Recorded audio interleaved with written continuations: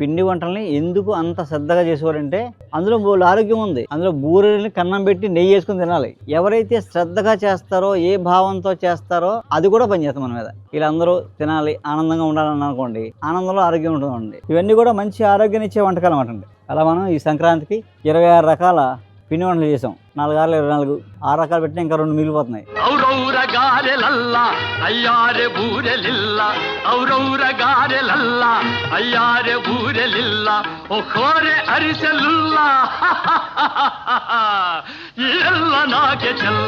వివాహ భోజనంబు ఇంతైన వంటకంబు ఇయాల వారి విందు ఒక్కొక్క నాకే ముందు ಬಳೀರೆ ಲಡ್ಡುಲಂದು ಭಕ್ತೇಣಿ ಪೋಣಿಲಿಂದು ಬಳೀರೆ ಲಡ್ಡುಲಂದು ಭಕ್ತೇಣಿ ಪೋಣಿಲಿಂದು ಬಲೇ ಜಿಲೇಬಿ ಮುಂದು